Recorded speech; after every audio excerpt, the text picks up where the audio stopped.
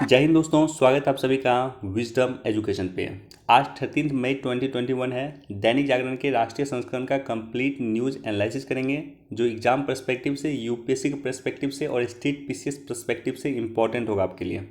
चलिए discussion start करते हैं। सबसे पहला जो डिस्कस मुझे आपके साथ करना है वो यह है, जून से ज़्यादा मिलने लगेगी वैक्सीन। तो वैक्सीन को लेकर के सरकार ध्यान दे रही है। इंटरनेशनल फोरम पे लगातार हम आवाज़ उठा रहे हैं कि ट्रिप्स की पॉलिसी को जो है या पेटेंट फ्री कर दिया जाए कोरोना वैक्सीन को। साथ ही साथ जो सीरम इंस्टीट्यूट है, जो पुणे की इंस्टीट्यूट है, कोविडशील्ड बना रही है, वो अपने दर को बढ़ा रही है। इसके अलावा जो भारत बायोटेक कंपनी है, कोवैक्सीन जो बना रही है, वो भी अपने निर्माण दर को बढ़ा रही है। इसके अलावा रसिया की जो स्पुतनिक है, रसिया के स्पुतनिक को 5 कंपनियों को हमने लाइसेंस दिया है, इंडिया की कंपनी जो इसको मैन्युफैक्चर करेगी। इसके अलावा अन्य कंपनियों के साथ हम कोऑर्डिनेट करके उसके निर्माण को बढ़ा रहे हैं। उम्मीद की जा रही है लगभग मान लो आप अगस्त से भारत में लगभग 25 से 30 करोड़ डोज प्रत्येक मंथ बनना शुरू हो जाएगा। कल मैं सुन रहा था, कुछ जो साइंटिस्ट थे वो कह रहे थे कि 25 से 30 करोड़ डोज जो है प्रत्येक मंथ अगस्त सितंबर से बनना शुरू हो जाएगा भारत में। तो निश्चित तौर पे हमारे पास वैक्सीन की कमी नहीं रहेगी और फिर से अब भारत वैक्सीन का निर्यात करना शुरू कर देगा। साथ ही साथ बच्चों को देखते हुए देखो, जो वैक्सीन अभी तक बना है वो वैक्सीन 11 वर्ष से अधिक उम्र के बच्चों के लिए है। तो 11 वर्ष से कम उम्र के बच्चों के लिए भी वैक्सीन बनने जा रही है। उसके लिए भी सरकार काम कर रही है, उसके लिए भी हमारे देश के साइंटिस्ट काम कर रहे हैं।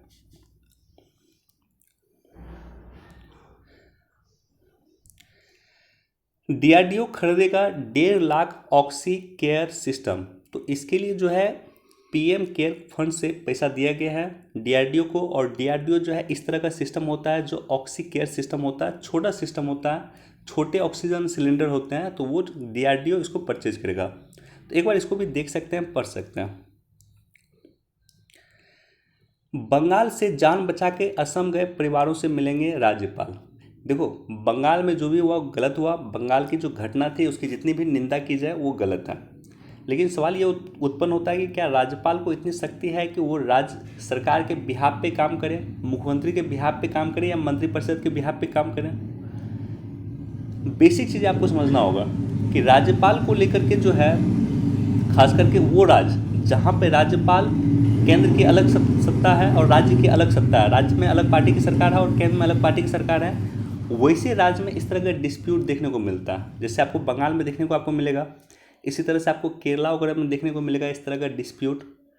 बिहार में आपको ऐसा डिस्प्यूट राज्यपाल और मुख्यमंत्री के बीच में विवाद आपको देखने को नहीं मिलेगा। उत्तर प्रदेश में बिहार और राज्यपाल के बीच में विवाद देखने को नहीं मिलेगा। तो सबसे इम्पॉर्टेंट यहाँ पे क्या है, राज्यपाल के बारे में जब आप पढ़ते हैं लक्ष्मीकांत की बुक से, तो राज्यपाल की वित्तीय शक्ति क्या है, प्रशासनिक शक्ति क्या है, कार्यकारी शक्ति क्या है, न्यायिक शक्ति क्या है, विवेकाधीन शक्ति क्या है, ये सब चीज़ें आप पढ़ते हैं। इसके अलावा जो कई समिति ने रिकमेंडेशन दिया राज्यपाल को लेकर के, जैसे पुंछी आयोग 2007 में बनी थी और पुंछी आयोग ने एक ज़बरदस्त रिकमेंडेशन दिया कि राज्यपाल के पद के रिगार्डिंग जो एक प्रोविज़न है प्रसाद पर्यंत, राज्यपाल राष्ट्रपति के प्रसाद पर्यंत रहेगा, यानी राष्ट्रपति जब चाहे राज्यपाल को हटा सकता। तो इस वर्ड को ही संविधान से हटा देना चाहिए, प्रसाद पर्यंत को संविधान से हटा देना चाहिए। इसके अलावा सरकारिया आयोग ने भी राज्यपाल को लेकर एक रिकमेंडेशन दिया।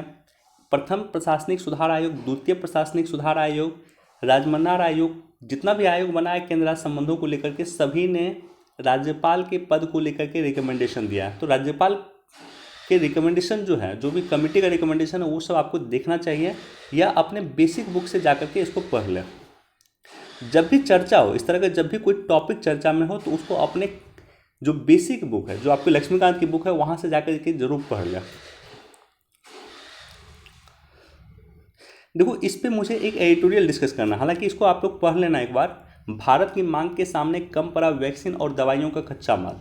तो कच्चा माल को लेकर के, जो कच्चा माल का इंग्रेडिएंट है जिसे हम कहते हैं एपीआई, एक्टिव फार्मास्यूटिकल इंग्रेडिएंट, उसको लेकर के एडिटोरियल दिया हुआ, वहाँ पे हम डिटेल से डिस्कस करेंगे। लेकिन इसको एक बार पढ़ लें।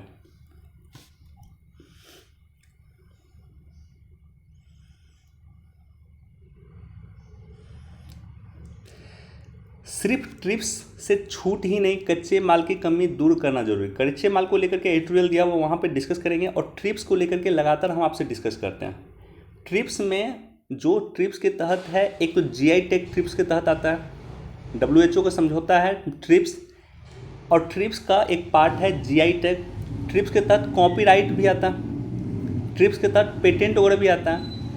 तो ये जो ट्रिप्स है, हम क्या कर रहे हैं अभी विश्व समुदाय के साथ, हम ये कर रहे हैं कि आप एक काम कीजिए कि कोरोना वैक्सीन का जो पेटेंट है उस पेटेंट को, सिस्टम को समाप्त कर दीजिए। और इसको लेकर के पिछले 3-4 दिन से लगातार मैं भी यहाँ पर डिस्कस कर रहा हूँ कि पेटेंट को समाप्त करने से क्या फ़ायदा होगा। जैसे कि मैं आपको बताया था कि एस्ट्राजेनेका जो कंपनी है वो सीरम के साथ मिल के काम कर रही है। एस्ट्राजेनेका कंपनी है, ब्रिटेन की कंपनी है, और सीरम इंस्टीट्यूट है, भारत की कंपनी है। तो ऐसे कंडीशन में एस्ट्राजेनेका ने क्या किया है कि रिसर्च किया है। कोविशील्ड जो वैक्सीन मिल रहा है हम लोगों को, उसका रिसर्च किया है एस्ट्राजेनेका ने। बना कौन रहा है? सीरम बना रहा है। तो अगर मार्केट में ये 200 रुपये में अगर बिकेगा तो 200 रुपये में 100 रुपये जाएगा एस्ट्राजेनेका को, क्योंकि उन्होंने रिसर्च किया था, राइट, उनका पेटेंट है। अब सवाल ये होता है कि अगर पेटेंट रूल को समाप्त कर देंगे तो एस्ट्राजेनेका को हमें पैसा देने की जरूरत नहीं पड़ेगी। तो ऐसे कंडीशन में क्या होगा कि मार्केट में सस्ते से सस्ते दाम पे वैक्सीन मिलेगा, लोगों को वैक्सीन मिलेगा, और इसका फ़ायदा विश्व के समुदाय को होगा।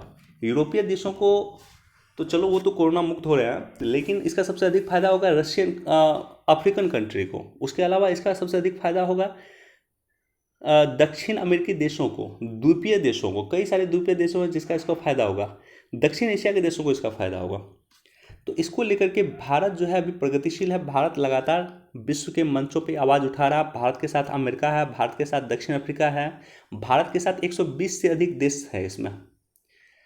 अब जो है यूरोपीय यूनियन, ऑस्ट्रेलिया, न्यूजीलैंड और कनाडा, ये देश बच गया है जिसको अपनी स्वीकृति देनी जरूरी है।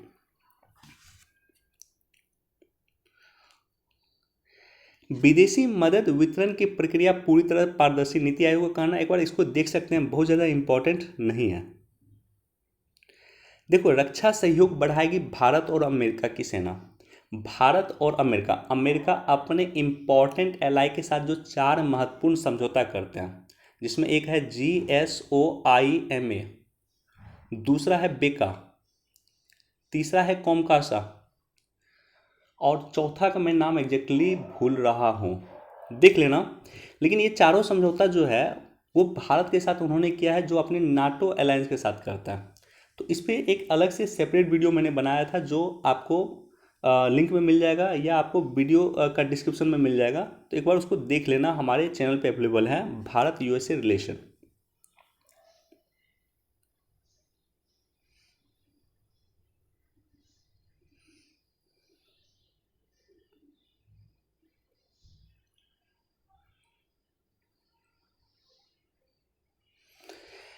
देखो, महंगाई से राहत, औद्योगिक उत्पादन बढ़ा। तो औद्योगिक उत्पादन के बारे में यहाँ पे डिस्कस किया गया। तो थोड़ा सा बेसिक आप समझ लो कि औद्योगिक उत्पादन क्या होता है। देखो, IIP यानी औद्योगिक उत्पादन सूचकांक, इंडेक्स ऑफ इंडस्ट्रियल प्रोडक्शन, तो इसको प्रकाशित करता है CSO। सबसे पहले तो इम्पोर्टेंट याद रखना, CSO इसको प्रकाशित करता है। दूसरा है कि इसमें 8 प्रमुख सेक्टर है, कोर सेक्टर है, जिसके आधार पे इस रिपोर्ट को प्रकाशित किया जाता है। सबसे पहला सेक्टर है रिफाइनरी उत्पाद, जिसका वेटेज है 28%। यूपीएससी क्वेश्चन डायरेक्टली इससे पूछा हुआ पहले, सबसे अधिक वेटेज किसका है और सबसे कम वेटेज किसका है। तो सबसे अधिक वेटेज है आपको रिफाइनरी उत्पाद का। उसके बाद विद्युत है, इलेक्ट्रिसिटी है, जिसका लगभग 20% वेटेज है। स्टील है, लगभग 18% वेटेज है। कोयला है, 10% वेटेज है। कच्चा तेल है, प्राकृतिक गैस है, और सीमेंट है, और उर्वरक है। तो सबसे अधिक वेटेज आपको है रिफाइनरी उत्पाद का, और सबसे कम वेटेज है आपको उर्वरक का। तो इसी 8 जो है क्षेत्र है, इसके आधार पे औद्योगिक उत्पादन सूचकांक तैयार किया जाता है। तो बेसिक जानकारी है। अब देखो, यहाँ पे 2 न्यूज़ है, दोनों न्यूज़ मैं आपके साथ डिस्कस करूँगा। सबसे पहले इसी को डिस्कस करता हूँ कि पेट्रोल में मिलाया जाने लगा 7.25% इथेनॉल, राइट। अब देखो, कुछ राज्य ऐसे हैं, जैसे यहाँ पे देखो, यहाँ पे दिखेगा कि गन्ना किसानों और चीनी उद्योग को मिलेगी बड़ी राहत। एथेनॉल उत्पादन 11 राज्यों में, मिश्रण 10% से अधिक। तो 11 राज्य में जो है हम 10% जो है मिला रहे हैं इथेनॉल पेट्रोल में। क्या इसके लिए सरकार कोई पॉलिसी लाई थी? तो बिल्कुल हाँ, इसके लिए सरकार एक पॉलिसी लाई थी, और इस पॉलिसी का नाम था biofuel policy 2018, biofuel national policy on biofuel 2018, जैव ईंधन पे राष्ट्रीय नीति 2018। इसके तहत हमने तय किया था कि जो इथेनॉल है, जिसका उत्पादन कर सकते हो ईख से होता है, गन्ना से होता है, तो वो उत्पादन जो है हम 2022 तक पेट्रोल में 10% इथेनॉल मिलाएंगे। ये टारगेट याद रख लेना। तो इस नीति के तहत सरकार ने टारगेट किया था कि 2022 तक हम 10% इथेनॉल मिलाएंगे पेट्रोल में, और 2030 तक 20% इथेनॉल मिलाएंगे। अब 20% अगर इथेनॉल मान लो मिलेगा 2030 तक में, या 10% इथेनॉल अगर मिलेगा 2022 तक में, इसका मतलब ये हुआ कि 10% पेट्रोल हमने कम खरीदना शुरू कर दिया, राइट। और 10% पेट्रोल हम कम खरीदना शुरू कर रहे हैं, इसका मतलब ये है कि हमारे पास जो विदेशी मुद्रा भंडार है वो बचेगा, राइट। तो इसी को देखते हुए सरकार ने यह पॉलिसी लाया था, और देख रहे हैं कि ये पॉलिसी में जो है भारत में समग्र तौर पे देखा जाए तो अभी 2021 चल रहा है 8.25%, यानी 7.75% जो है इथेनॉल ऑलरेडी मिलाया जा रहा है। कुछ राज्यों में 10% की सीमा भी क्रॉस कर गई है। हमारा टारगेट है 2030 तक 20% इथेनॉल मिलाया जाएगा पेट्रोल में, राइट। किस पॉलिसी के तहत? राष्ट्रीय नीति, जैव ईंधन पे राष्ट्रीय नीति 2018 के तहत। अब देखो, बैटरी निर्माण के लिए 18,000 करोड़ की योजना को कैबिनेट की मंजूरी, तो कल ही कैबिनेट ने एक योजना की मंजूरी दिया है। उस योजना का नाम हम देखते हैं। उस योजना का नाम है national programme on advance chemistry cell, right. Battery storage, राष्ट्रीय उन्नत रसायन बैटरी भंडारण कार्यक्रम, इस योजना का नाम ये दिया गया। इसके तहत जो है 18,100 करोड़ रुपए का प्रोडक्शन लिंक इंसेंटिव स्कीम की मंजूरी दिया गया। क्या होता है production link incentive? Production link incentive होता है कि प्रोडक्शन के आधार पे आपको इंसेंटिव दिया जाता है। जैसे मान लो बैटरी निर्माण की कुछ कंपनी सामने आई, तो एक कंपनी ने जितना निर्माण किया, जितना उसका प्रोडक्शन हुआ, जितना अधिक उसको प्रोडक्शन होगा उतना ही अधिक उसको सब्सिडी मिलेगा। तो इसी कहा गया PLI, यानी प्रोडक्शन लिंक सब्सिडी। अब देखो ACC यानी एडवांस केमिस्ट्री सेल, उन्नत भंडारण प्रौद्योगिकी एक नई पीढ़ी है जिसके तहत बिजली को इलेक्ट्रोकेमिकल या रासायनिक ऊर्जा के रूप में सुरक्षित किया जाता है। जैसे मान लो कि हम सोलर सेल यूज करते हैं, सोलर हम लगाते हैं, सोलर पैनल लगाते हैं, तो सोलर पैनल को भी तो मान लो स्टोर करने के लिए बैटरी चाहिए ना, तब तो उस बैटरी से जाकर के हम जो है गाड़ी चला पाएंगे या कुछ अन्य काम कर पाएंगे, तो उसके लिए हमें बैटरी चाहिए। साथ ही साथ जो हम इलेक्ट्रॉनिक्स व्हीकल की बात करते हैं, इलेक्ट्रॉनिक्स व्हीकल में मान लो गाड़ी को रिचार्ज करते हैं, चार्ज कर देते हैं, बिजली के द्वारा गाड़ी को चार्ज करते हैं, तो उसके लिए भी तो हमें बैटरी चाहिए स्टोर करने के लिए।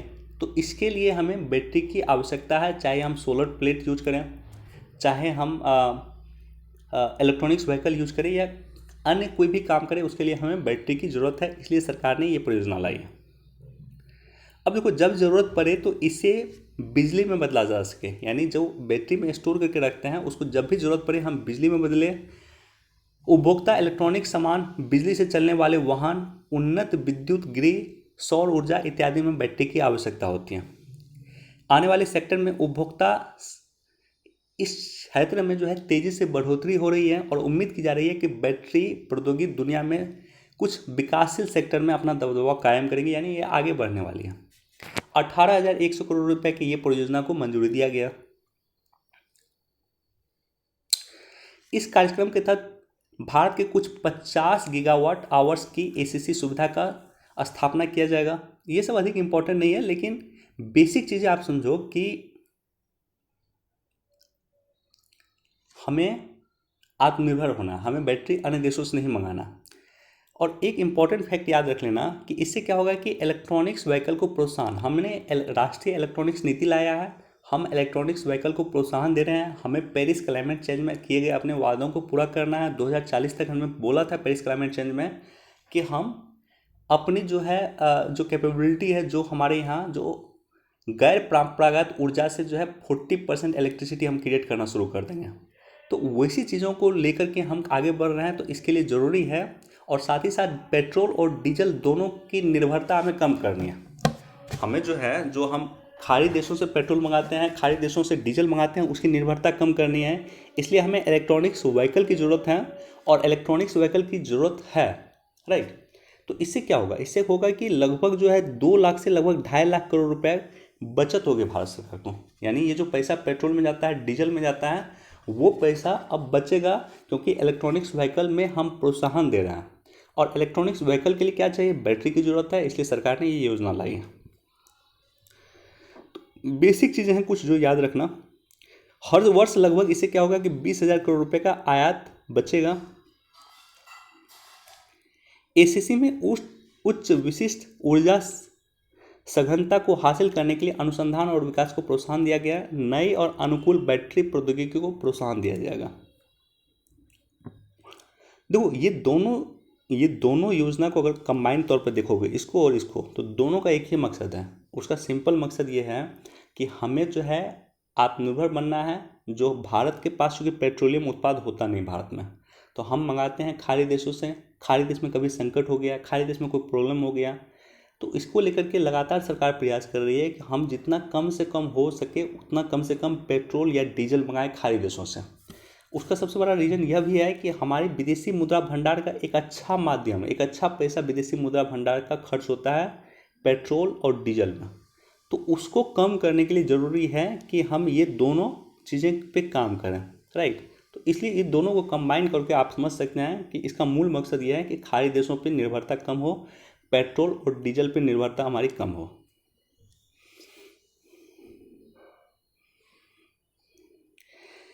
देखो, आपदा को अवसर बनाने वाली बिरादरी। हालांकि अगर इस एडिटोरियल को पढ़ोगे तो इसमें बहुत कुछ पॉइंट नहीं दिया हुआ, और वैसे भी प्रदीप सिंह के बारे में फेमस है कि ये सरकार का पक्ष अधिक लेते हैं। लेकिन ये टॉपिक काफ़ी इम्पोर्टेंट है, और ये टॉपिक इम्पोर्टेंट इसलिए भी है कि आइंस्टीन का कोटेशन था कि कोई भी आपदा अवसर को लेकर के आती है। आइंस्टीन ने भी ये चीज़ बोला था। और आइंस्टीन ने क्यों बोला था? कि आइंस्टीन का जो समय था, आप देखो 1919 के आसपास जो है, जो आज वर्तमान में महामारी का दौर चल रहा है, इससे काफ़ी ज़्यादा बड़ी महामारी था 1919 के दौर में, जब विश्व में प्लेग फैला था। इंडिया में लगभग 1.5 से 2 करोड़ लोग मरे थे प्लेग के कारण 1919 में। और उसके अलावा 1930 का मंदी का दौर भी वो देखे थे, आइंस्टीन देखे थे, जो विश्व में मंदी थी, विश्वव्यापक मंदी थी। तो वैसे कंडीशन में आइंस्टीन ने अपना क्वेश्चन दिया था कि कोई भी आपदा अपने साथ अवसर को लेकर के आती है। तो ये टॉपिक काफ़ी इम्पोर्टेंट है। तो कोरोना की आपदा को किस तरह से अवसर में बदला जाए, उसी को लेकर के हम डिस्कस करेंगे। देखो, आज भारत पीपीई किट, जब कोरोना स्टार्ट हुआ था 2021 से पहले, तो हम पीपीई किट में आत्मनिर्भर नहीं थे। सर्जिकल मास्क की कमी हमारे पास थी, वेंटिलेटर की कमी थी, मेडिकल गूगल्स जो होता है, इस सब की कमी थी। तो ये सब का भारत सबसे बड़ा उत्पादक बन चुका है। चीन के बाद सबसे बड़ा उत्पादन हम कर रहे हैं, और भारत काफ़ी मात्रा में निर्यात भी कर रहा है। वर्ष 2020-21 में जहां वैश्विक मेडिकल बाजार में 2% की गिरावट आई, वहीं भारत का जो है मेडिकल बाजार में 18% का निर्यात बढ़ा है। लगभग 1.76 लाख करोड़ रुपए हम मेडिकल उत्पाद को ज़्यादा हम भेज पाए विश्व के देशों को। दुनिया में इस्तेमाल होने वाली 60% वैक्सीन भारत के द्वारा बनाई जाती है। विश्व में जितना भी वैक्सीन का इस्तेमाल होता है उसका 60% भारत मंगाता है। भारत अब तक 80 से अधिक देशों को 6 करोड़ से अधिक खुराक दे चुका है। कोरोना का वैक्सीन हम देख चुके हैं। क्वाड देशों ने 2022 तक 100 करोड़ वैक्सीन के निर्माण की योजना बनाई है, जिसका निर्माण भारत ही करेगा निश्चित तौर पे। चीन से बाहर निकलने वाले देश और निर्माण करने वाली कंपनियों को सरकार पीएलआई स्कीम के तहत प्रोत्साहन दे रही है। यानी कोरोना महामारी के समय में जो चीन के प्रति लोगों का आक्रोश बढ़ा है, उस आक्रोश को भुनाने का हम काम कर रहे हैं। जो भी कंपनी चीन छोड़ के भारत आएगी उसे हम प्रोडक्शन लिंक इंसेंटिव देंगे, उसे हम प्रोत्साहन देंगे, उसे हम ज़मीन देंगे, उसे हम बिजली देंगे, उसे हम इंसेंटिव देंगे। फार्मा की कच्चा माल बनाने के लिए 7,000 करोड़ की सब्सिडी सरकार ने दी है। रिसर्च एंड डेवलपमेंट के लिए सरकार 50,000 करोड़ रुपये खर्च कर रही है। और भारत में फार्मा सेक्टर में 40 अरब डॉलर जो 2024 वर्तमान में वर्तमान में जो 40 अरब डॉलर का इंडस्ट्रीज है भारत के फार्मा सेक्टर का, 2024 तक उसे बढ़ा करके 60 अरब करना है और 2030 तक उसे बढ़ा करके 120 अरब डॉलर करना है। इसका टारगेट पे सरकार काम कर रही है।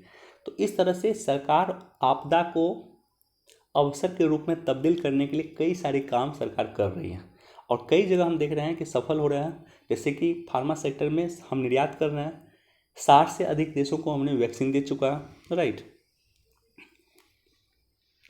बाकी इसमें कुछ खास यहाँ पे दिया हुआ नहीं है, लेकिन ये जो पॉइंट हमने डिस्कस किया ये पहले भी हमने डिस्कस किया हुआ था आपके साथ कि किस तरह से आपदा को अवसर में बदला जा सकता है।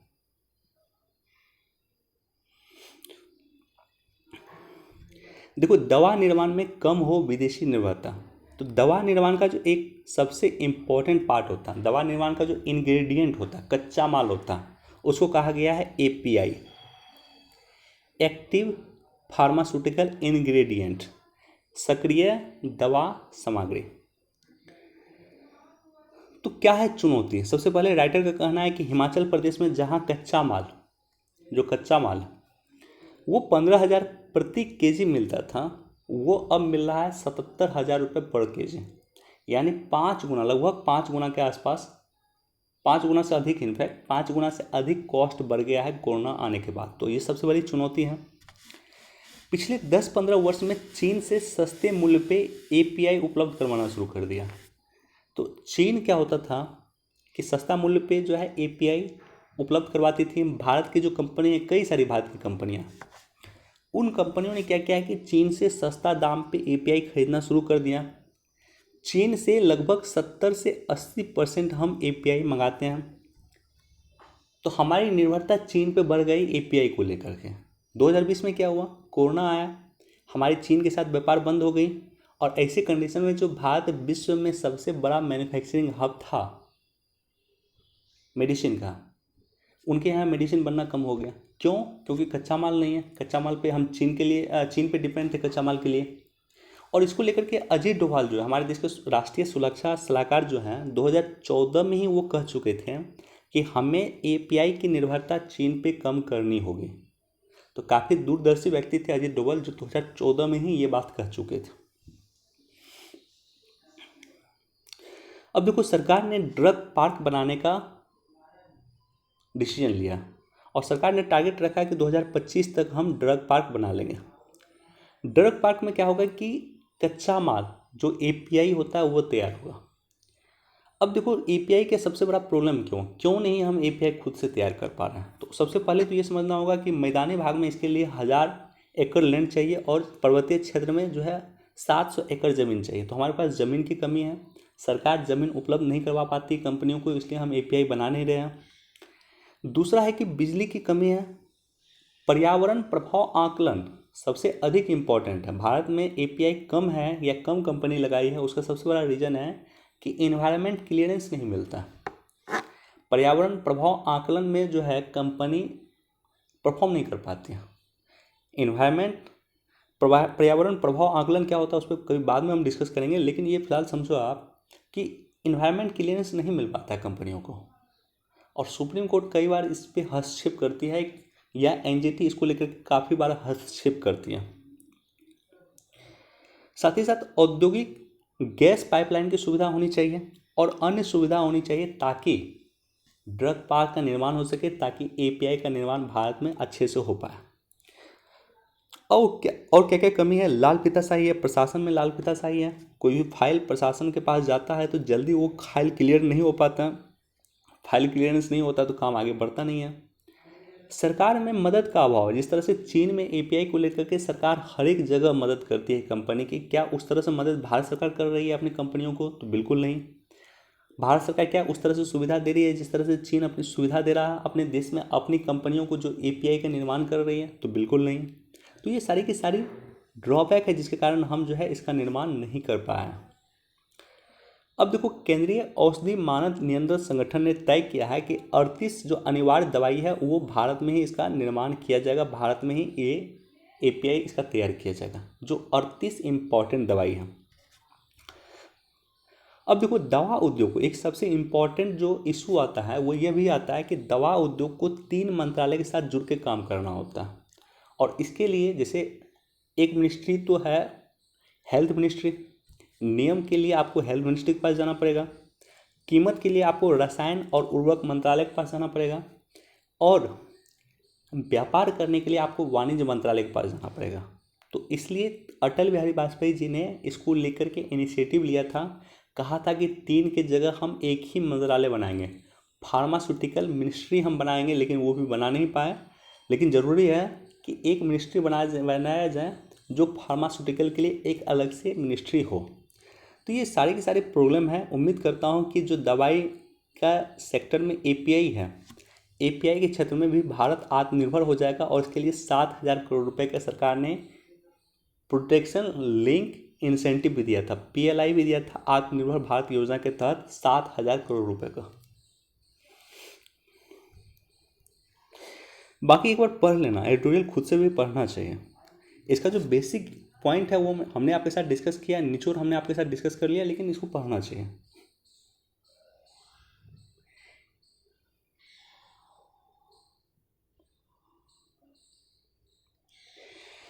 देखो, जियो इमेजिंग सैटेलाइट की लॉन्चिंग में अभी होगी देरी।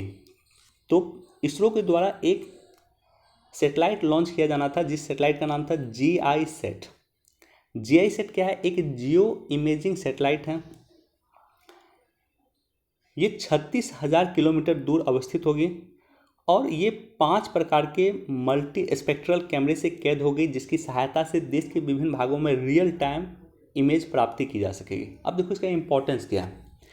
मान लो आप किसी जिला के पदाधिकारी हैं, आपके यहाँ जितना भी आवास बन रहा है, इंदिरा आवास जो बन रहा है, प्रधानमंत्री आवास योजना के तहत जो आवास बन रहा है, वो आवास का कितना काम हुआ नहीं हुआ, या ठेकेदार बोलता है कि हमने आवास बना दिया, तो जियो टैग, ये जो जियो इमेजिंग सैटेलाइट है, इसके माध्यम से वो एक ऊपर से आसमान से ही उसका तस्वीर ले पाएंगे कि क्या सही में आवास बन चुका है या नहीं बन चुका।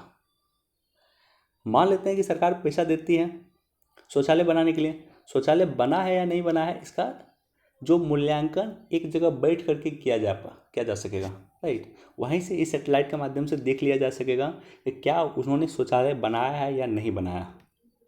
काफ़ी इम्पॉर्टेंट होता है, इस तरह का जो सैटेलाइट होता है वो काफ़ी इम्पॉर्टेंट होता है। मतलब एक सुना था मैंने कि अमेरिका का जो इस तरह का सैटेलाइट जो ऊपर है, वो भारत में अगर कोई व्यक्ति अपने हाथ में कलाई में समय देखता है, घड़ी में समय देखता है अपने हाथ की कलाई में, तो वो देख सकता है ऊपर से बैठ के कि ये कि घड़ी में कितना समय हो रहा। मान लो मैं बाहर रोड पे हूँ, अपने कलाई से समय देख रहा हूँ, कलाई पे घड़ी से समय देख रहा हूँ, तो ये समय भी जो है वो देख सकता है। इतना ऑब्जर्वेशन होता है उन लोगों का, राइट। इतना कैमरा क्लियरेंस होता है, आंतरिक से वो चीज़ देख सकता है। तो इसी तरह कुछ सुविधा ये सैटेलाइट लॉन्च होने के पास भारत के पास हो जाएगी।